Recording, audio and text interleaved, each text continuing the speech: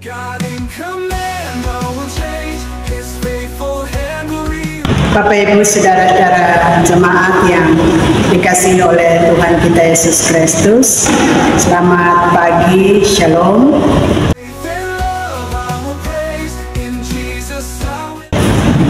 Kita angkat puja-puji syukur kepada Tuhan Sang Pemelihara hidup yang telah berkenan menyatakan kuasa penyertaan bagi kita bersama, sehingga kita boleh menikmati perjalanan hidup yang baru, dan kita akan melaksanakan berbagai aktivitas keseharian dalam seluruh pengabdian kita masing-masing.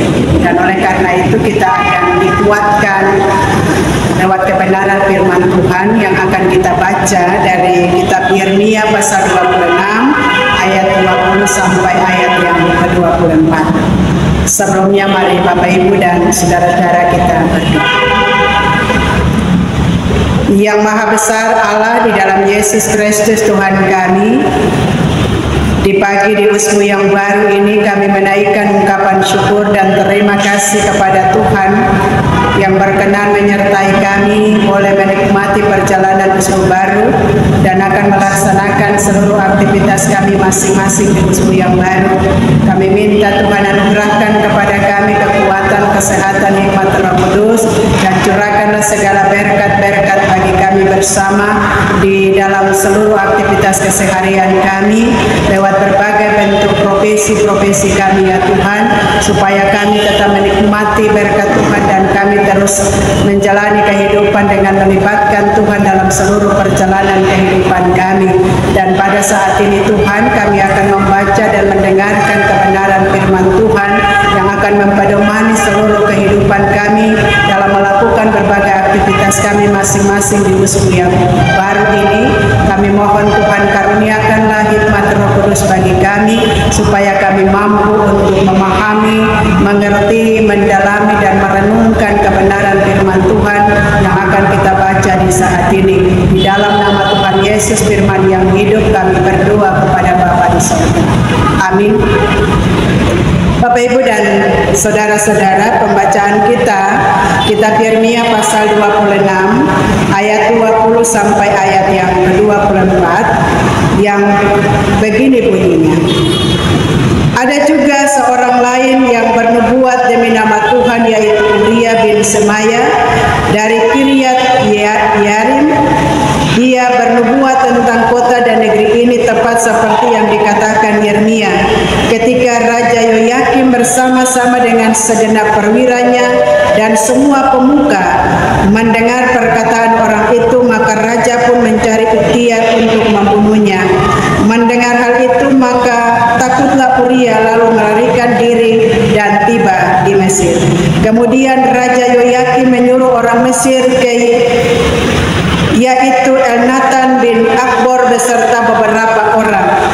Mereka mengambil Uria dari Mesir dan membawanya kepada Raja Yoyakim. Raja menyuruh membunuh dia dengan pedang dan melemparkan mayatnya ke kuburan rakyat biasa. Tetapi Yeremia dilindungi oleh Ahikam bin Safan sehingga ia tidak diserahkan ke dalam tangan rakyat untuk dibunuh. Demikianlah firman Tuhan. Bapak Ibu dan saudara-saudara yang dikasihi Tuhan, hidup yang kita jalani ini penuh dengan berbagai rupa-rupa tantangan, persoalan, dan masalah. Tetapi kita percaya bahwa kita punya Tuhan yang selalu membela kita, kita punya Tuhan yang selalu melindungi kita, kita punya Tuhan yang selalu menyelamatkan kita.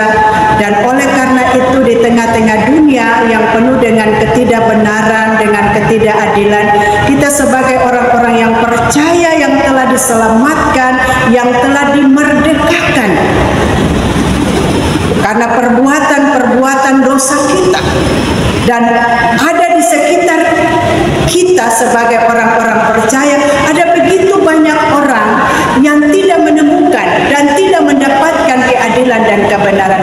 Dan oleh karena itu, marilah kita menyuarakan kebenaran itu sebagai wujud bahwa kita adalah orang-orang yang telah dibenarkan, orang-orang yang telah diselamatkan, orang-orang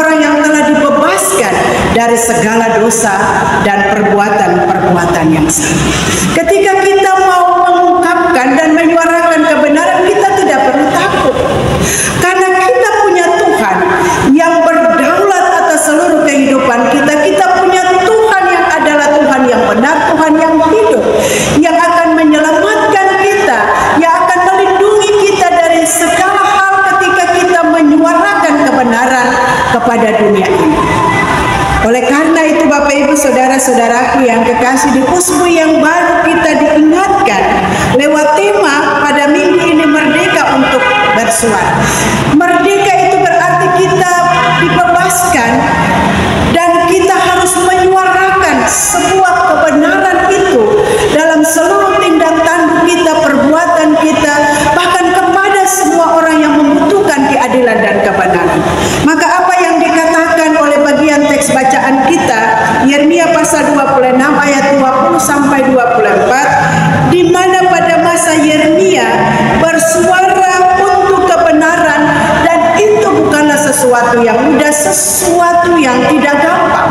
Dan ketika Yeremia menyuarakan sebuah kebenaran, ia diperhadapkan dengan tantangan dan masalah di mana orang berupaya untuk membunuhnya. Tetapi Bapak Ibu, Yeremia tidak. Yeremia percaya bahwa Allah berpihak kepada. Allah tidak menjadi penonton yang cuma menonton Yeremia dari jauh, yang sementara menyuarakan kebenaran.